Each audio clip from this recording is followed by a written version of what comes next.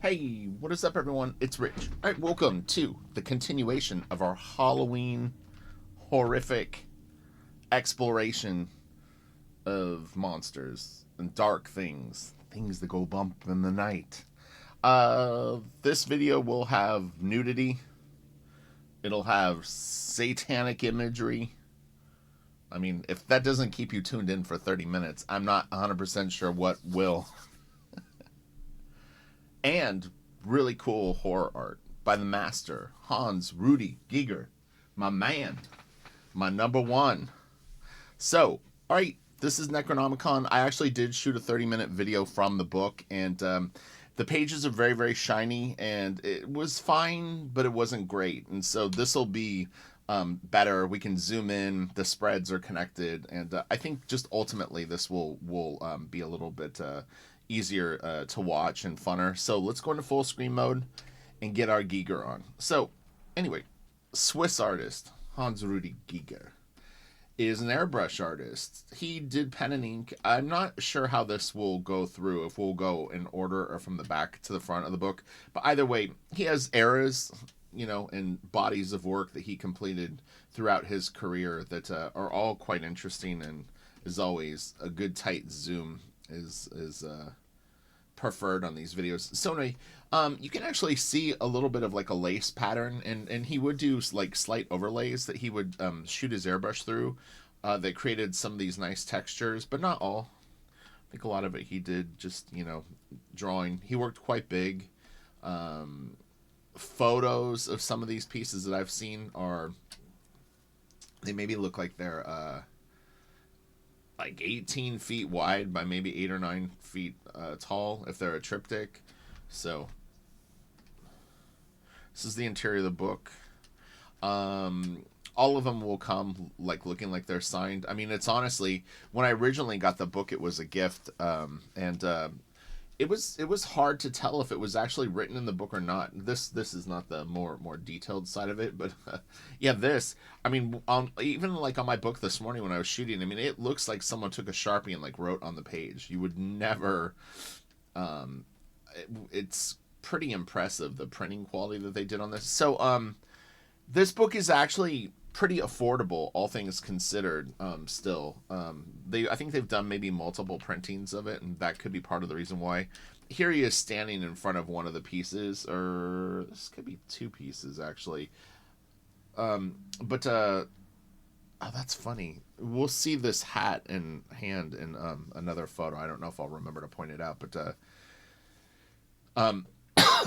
in the beginning of the Dark Star documentary, you can actually, they open the front door of his home, which actually probably, it's very possible that it's the same house. And I think he has two different paintings by the front door in that. Yeah. So this isn't technically an open that book. This is more of like what I would consider one of my casual, like, let's hang with Rich videos. So I will share personal stories, but I have mentioned that with the open that book series, I'm going to try to stick to the book itself. But this is more of just like, let's hang and look at Giger.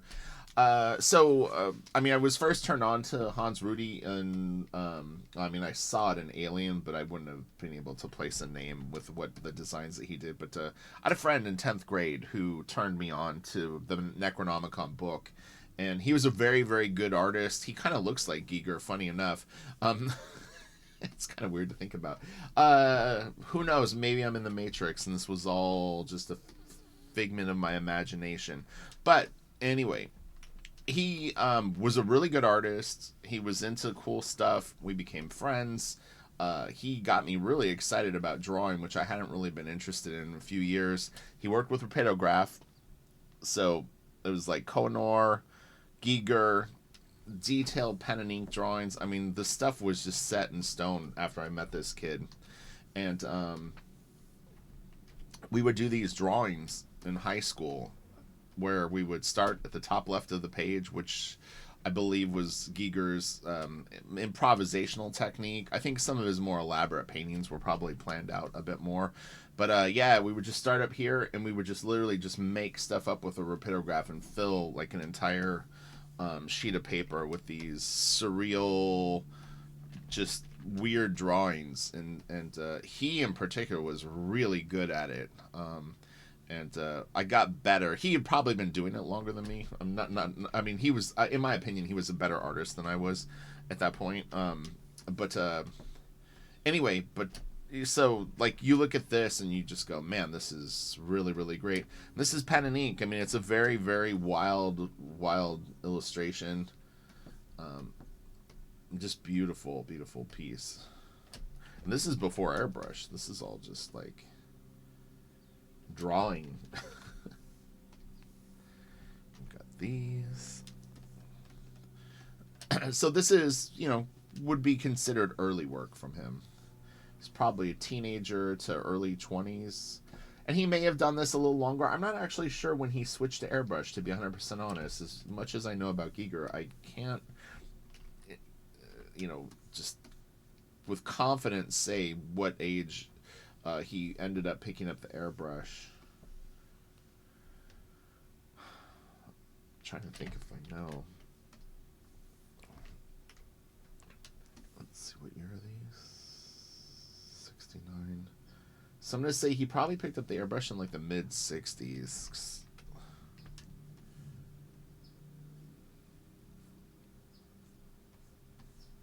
Would be interesting to know the evolution of how it came to be that he even, like, the airbrush came on his radar. He wasn't in great physical shape when they shot the Dark Star documentary, which is unfortunate because it's he seems like he's all there mentally, but physically he just is really really struggling.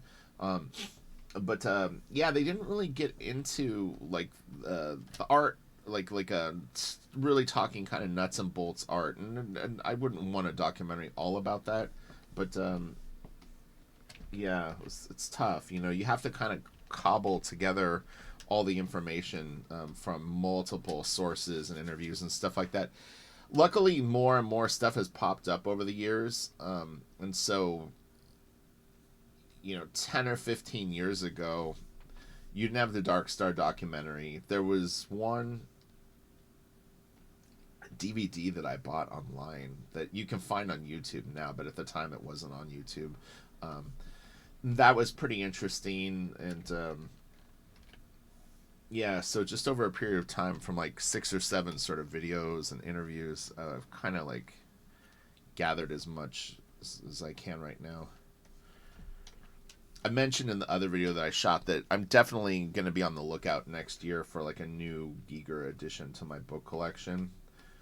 I'm hoping that there was something that I missed that's like extraordinary, that even if it's out of print, I'll probably go for it. It would be really awesome to have. So he explores themes, and he'll do like a series of images based on sort of a concept or something that he finds interesting. This looks like this was 1970, and so he started doing these like tub and sink sort of things. But you'll see some of the paintings. At this point, he's using kind of brighter colors too. I wanted to mention in yesterday's video with Beksinski, I think that was yesterday. Everything's blurring together. One of the artists I was going to mention was Ernst Fuchs, and Russ brought him up in the comments section. The only reason I didn't actually say his name in the video, because I didn't remember him, is whenever I think of Ernst Fuchs, I immediately think Bernie Fuchs. Their work is nothing similar, but I always forget Ernst, the first name, and it drives me crazy, but I just, for whatever reason, I cannot retain that name at any length of time. And 10 months from now, when I have to think of him, I hopefully will remember it now, but yeah, I don't know what it is about Ernst. It's just not a common name. I've never, ever known anyone named Ernst, which should make it easier to remember. Anyway, so then also Giger does a series of passage pieces, he calls, which are based on this trash can dispenser, whatever you want to call it, like on the back of a trash truck. Interesting choice, I will say that. But he did a bunch of these. One book that I have has just, I don't even know, dozens of these paintings. they're actually cool, and he will mix things in, like body parts and all kinds of things. So you never know what you're going to get with a passage painting. Some, to me, look like they might have been painted over the photos, and then some aren't. So even that he explored. Here we go. So this might have been when he started picking up the airbrush. So maybe 1972. Yeah. The Spritz pistol. That's actually pretty awesome. You know what? I'm from this day forward, I'm not referring to it as an airbrush. It's the Spritz pistol. So 72. Bring on the Spritz pistol. This is why sometimes you want books in other languages for little gems like that. So these, I don't know if these are early attempts at it, but I mean, they're quite crude. I don't know if they're underpaintings. They're not bad by any means, but I'm just saying it's like you can see that he didn't take them to the level of refinement and tightness that he ultimately does. But these are, well, so a bunch of these are from 72, and then the bottom one is from 75. And, or wait, is that right? Is this 271? Let me see. 178. Might be on the next page. Let me see. 78, 179. So these two are both done in 72. 190 is 72. Okay, interesting. So 271 is going to be from 3 years later. We'll see where he's at then. And I don't know if this was the one that they're referring to. The numbers kind of threw me off. This looks like this was quite a few years later to me. Because he started bringing in a little hint of blue in the pieces, or I would get the vibe of it. It could have been the black paint. He may have switched black paints later in his career, and the black paint actually had just like a little tiny bit of a blue tint. Black will do that, even with India ink. I was trying to remember that too. I'm nearly sure that he painted in acrylic, but I don't actually know if it was ink that he was spraying or if it was paint. Can't remember. So this is Lee. He's done several portraits of Lee. Lee was his girlfriend. She sadly suffered from depression and committed suicide. So he has these pieces. Some may have been done when she was alive, some maybe after. But anyway, these are some of my favorite pieces. They're really, really beautiful. They're very impactful. Just there's a great contrast to them. They're just really, really nice looking pieces.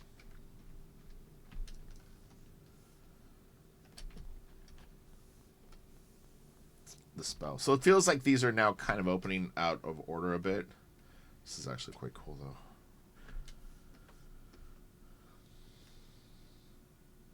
You know, what's interesting too is I'm wondering if some of these Necronomicon books are a little different. I don't remember this particular page in my book. I could be mistaken though. I might not have noticed it, or for whatever reason. Just not. All right, I don't know what this is. Okay, this is cool. And this is nice. Like I said, this is a fold out in my book, so it's at least a double, like gatefold, if not triple. I think one of the sort of end pieces sort of folds out. It was very difficult to shoot, and there was double glare. I was getting glare on like here and here when I would shoot the video, even though I only had one lamp on. But all right, so let's cruise around this piece a little bit and see what we got going on. Baphomet.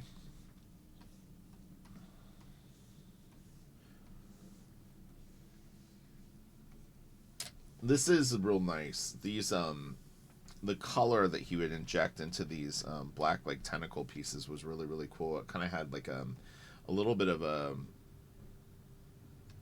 kind of like a burnt sienna or umber kind of. There's like a little bit of like a reddish hue to it that's quite nice, in contrast to some of the more gray blues. They're real subtle colors, but there is value to it. I mean, it's kind of why we like artist editions. You know what I mean? It's black and white art, but there is actually like more detail to the like to color black and white. I mean, this has clearly got color though, but like I said, some ink will lean towards yellows and oranges, black ink, and others will lean towards blue. You know, you just have to kind of dilute it, and you'll sort of see the hue that it holds. This is great. Oh my gosh, this is so awesome.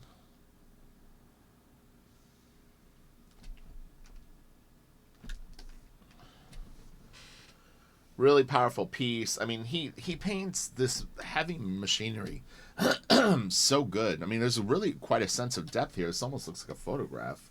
You know, like if you just saw this isolated, you know, it's pretty insane. You'd be like, what is that? A sculpture? What the hell are we looking at? No, it's just a painting. A painting by someone who really, really understands how to make form pop.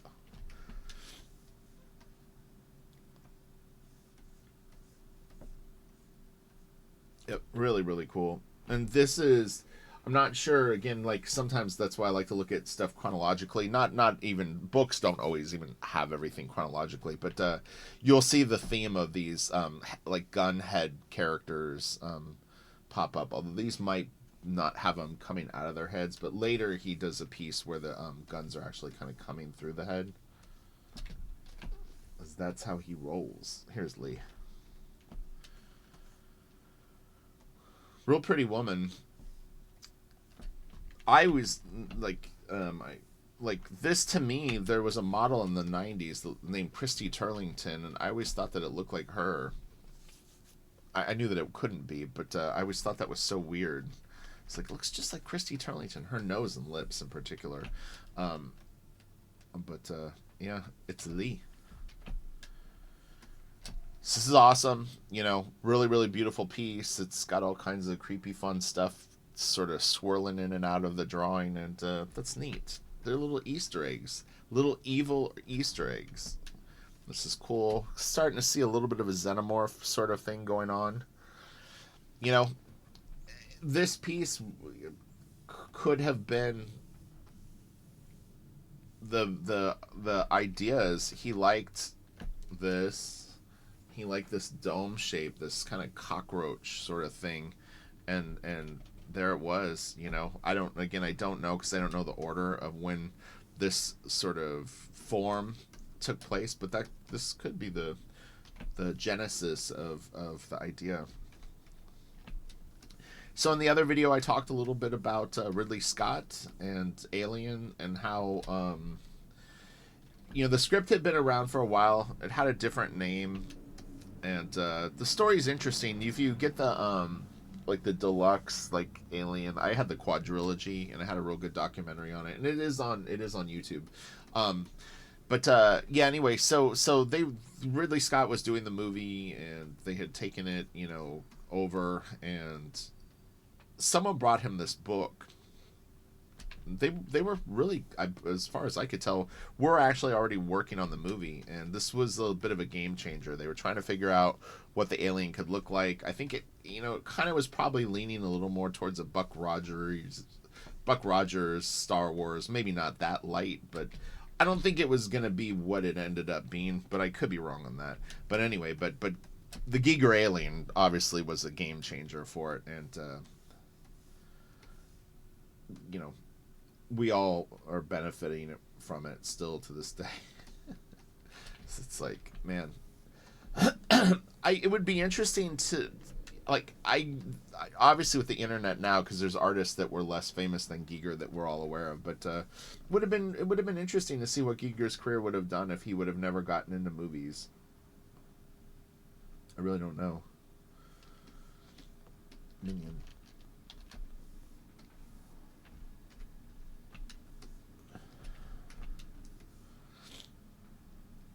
He's pretty good at this bubble thing too, the reflection and this like thin sort of membrane that kind of connects the bubble to the object that he's doing it. It's really nice. Like, he likes cats a lot. He owned cats. In the movie, you'll see his cat hanging out with him. It's cute. So this is Emerson, Lake and Palmer, or maybe Emerson, Lake and Powell. I don't know which version of the band it is at this point. I think that's right, isn't it, ELP? And then so he did a piece for their album cover, Brain Salad Surgery, and he also did a Debbie Harry album probably several years later. So this is Emerson, Lake and Palmer. Yeah, okay. And Emerson, Lake and Powell, I think, is the Cozy Powell, maybe on drums. All right. It's nice.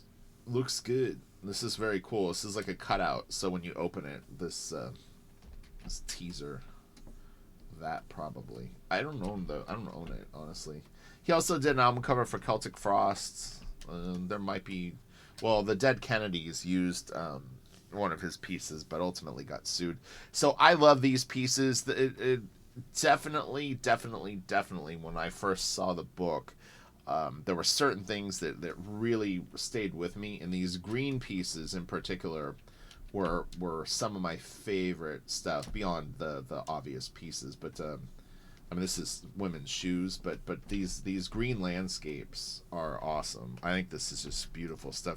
So this is based on an Arnold Böcklin piece. I had said David Casper Friedrich in the last video, but it's Böcklin. Böcklin's great, but I can't remember it all, especially when I'm just kind of bullshitting my way through the videos. Anyway, this piece in particular I thought was just really fantastic.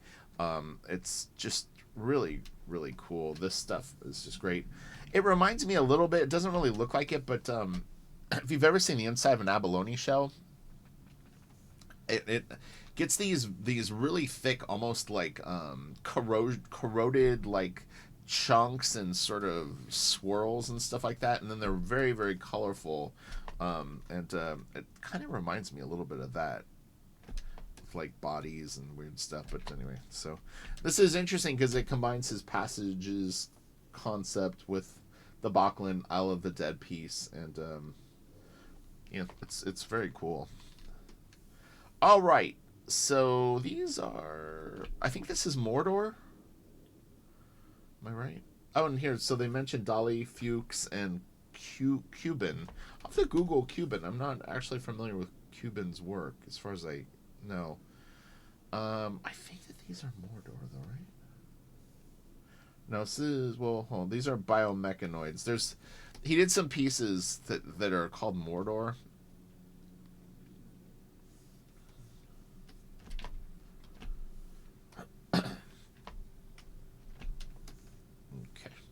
Cool. These are okay scans. I mean, definitely the book has, like, they're more beautiful. These are a tiny bit dark and a little sort of low resolution, but I think it'll look fine on most people's screen.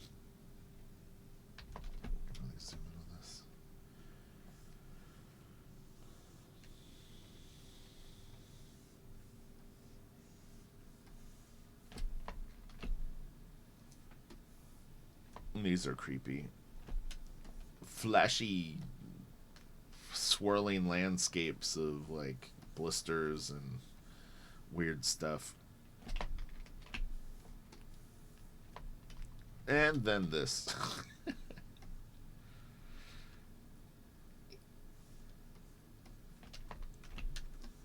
Crazy. The color really makes it kind of challenging. So this is Aleister Crowley. Very nice old man. Apparently a wizard. I did mention in my other video, we're far enough in, none of these people that hate this stuff will ever get this far into the video, but I don't generally go back and watch like my old videos. If when I upload ones, I usually will check them out, some of them, watch them back. These art ones I generally will, because I like to see the art. But the GIGER videos that I have up, it's funny because you get religious people, you know, concerned. There's some pretty funny comments, and you'll get a lot of thumbs downs from people that are hypersensitive. Look, this is just dark fantasy art. Like, no, he lived it. He's Satanists. He ran with Crowley. All right.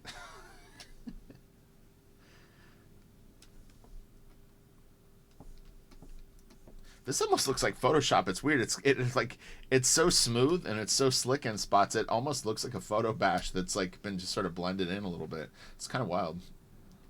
And again, this great chunky machinery. God, he's so good at it.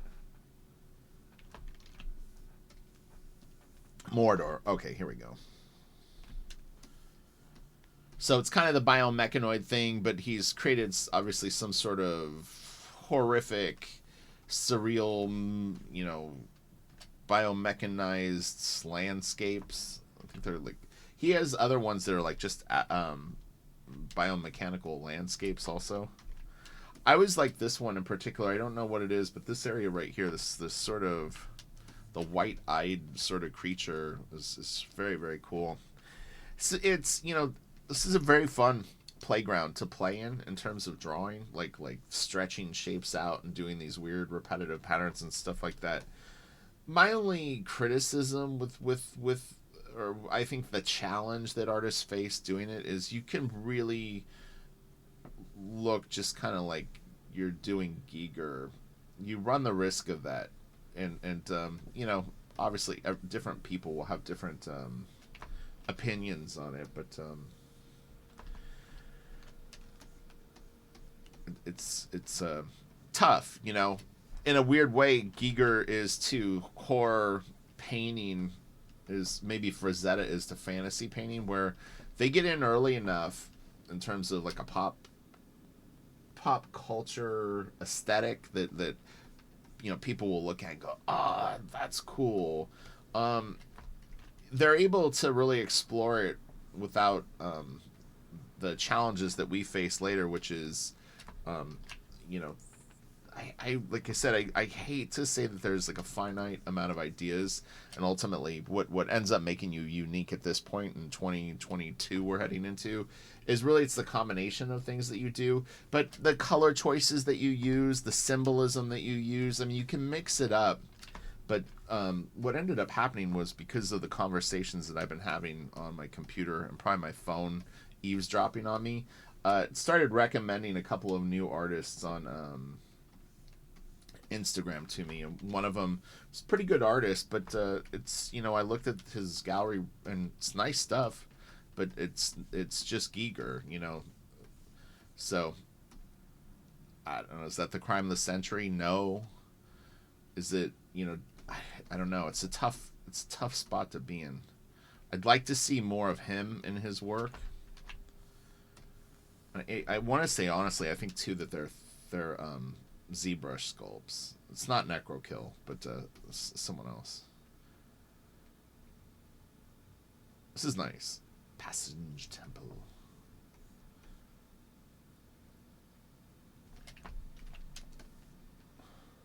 But yeah, just a color theme can help. Make your stuff unique, or maybe use a different tool, or different objects in your pieces. Like I said, when the playground is brand new, people can use all the toys are at their disposal, and it's they're going to be the first ones to get to play with them. These are so funny. If you haven't seen Dark Star yet, it used to be on Netflix. It's not anymore. It is actually on YouTube. I can't remember. I think they have it relabeled as like Giger documentary something or other. But it's good. It's a cool movie to watch. Like I said, it's a little hard to see Giger so like in not great health, but past that, it's pretty cool little insight into his world.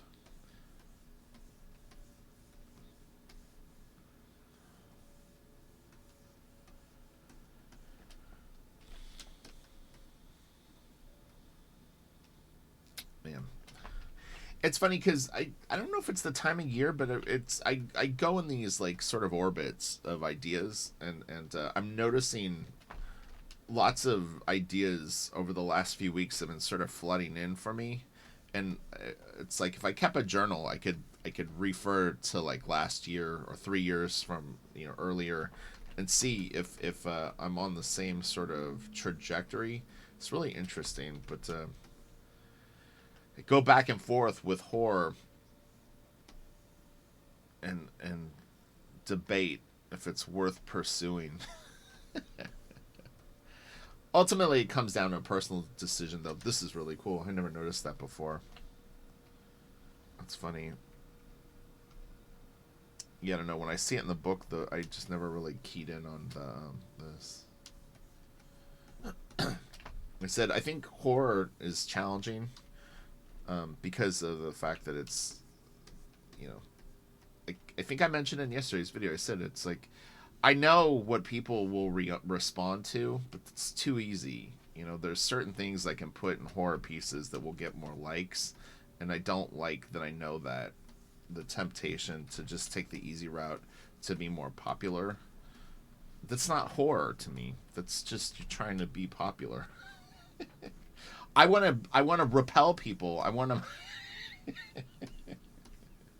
That's what good horror is. 3 people like it. Then after you're dead, then they appreciate it, or when you're too old to care. Who does videos like these? Come on. I think no one. You get the real insight. I don't know. I was dying to to do that. It comes from Patreon videos because I'm always trying to show chunks of anatomy to people. That's my thing. This is cool. I was noticing this in the other video. He got to this point where they started to look almost like very creepy mannequins, where the way that the body parts connected wasn't so much anatomical as it was like whatever you would call it, like things being sort of like put together in pieces. I'll point out a few more. I think they're coming up. It was even this, it looks stitched together. It looks like this is like a sleeve that this fits into, and this looks like a sleeve that this is fit into, and there's a seam on it and stuff like that. And so he was moving away from the idea of I don't even know what you call it, like cockroach flesh and robot parts, to these other things, and this is very bony. It's interesting too, like really pay attention when you watch like the Alien movie, like look at the backgrounds and stuff like that. A lot of them are matte paintings, and there's all kinds of interesting things where the models that they built and there's actually like art, and so it's fun. You can always kind of find something new.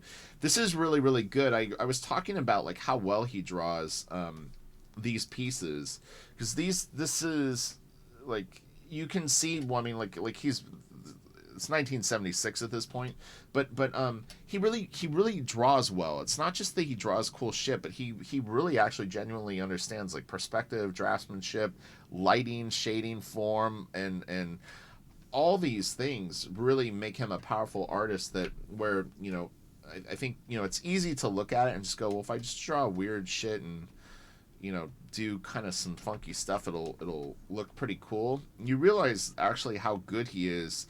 And in particular, the thing is a lot of his work is side views and front views. Not a lot, but there's a significant part of it that is. And he's able to even really develop form out of that, which is challenging, but it's the way that he lights things. He understands how to shade things, and it gives them depth where you could really have some kind of boring looking stuff if you don't add what he does. I like the bubbly stuff. This is actually, I really like kind of what he did with this face down here. It's a little hard to see in this scan, but sort of these repetitive things that sort of kind of go like this. It's pretty neat. I've never seen a Giger piece in person. I would love to. Someday, I hope to go to some sort of museum where they actually have some pieces. It would be pretty insane. Like, I would be tripping. And these things are big. I had mentioned to Chauncey, I don't know if Chauncey has been watching these Halloween videos, but one of my plans for the black drawing pieces I've been posting on Instagram is at some point I want to do a series of very, very large ones, like 9-10 feet tall, and have them very imposing in person, where it's like when you walk up to them, it's almost like you could walk into them.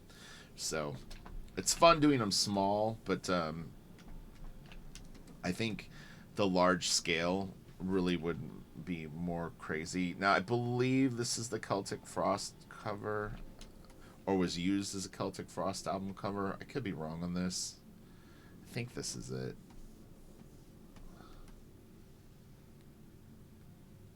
But I think he gave them permission. I don't think it was originally done for them. Could be off on that. I think we're actually getting towards the end of the book, but anyway, we'll write it out to the end. But this is really fun. I really do feel like Giger is probably my favorite all-time artist. I wish that there was more of his work sometimes.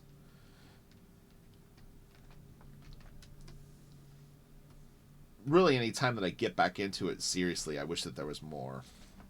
But they're big pieces, you know, and there's a lot to them. But in a day and age where we have access to so much art, there's a part of me that goes, God, man, I wish there was like 50 more paintings.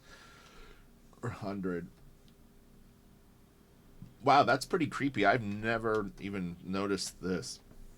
Those are probably real skeletons, too, which is even weirder. Holy shit. Look at the cat. I remember the cat up there. I don't remember the skeletons. That's funny. Man, that is really, really demented.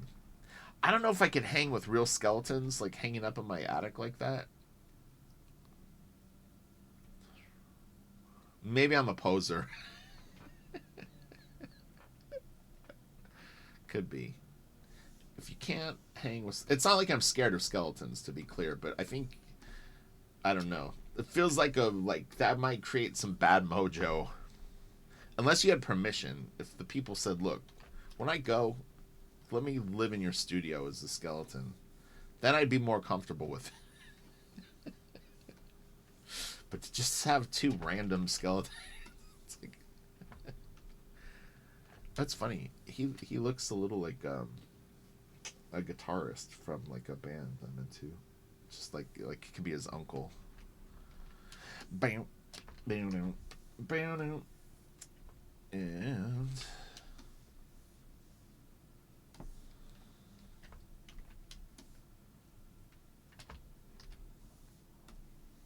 there he is. What's up, Hans Rudy?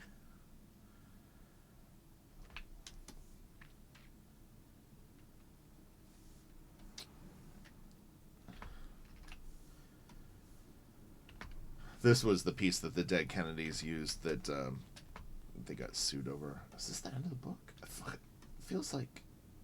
Wow. Trippy. That went quick. Alright, well, you guys have a great day. I love you all. Hopefully you're having a fun Halloween leading up to Halloween week.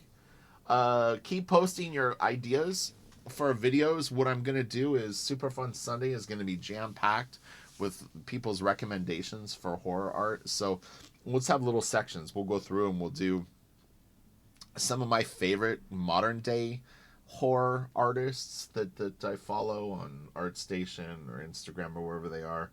We'll look at some classic stuff and then the stuff that you guys recommend. I'll go and I'll grab some cool images, and it should be a really, really fun, super fun Sunday. There is a chance I'm going to shoot it Saturday and then upload to Patreon Saturday afternoon, and then Sunday it'll be up. As I don't know, like I said, I haven't talked to Kelsey, so I don't know what's going on with him. But anyway, it's not a huge deal. I mean, I did YouTube for years on my own. So anyway, but all right, you guys have a great day. I'll talk to you later. I'm going to get to work. Bye.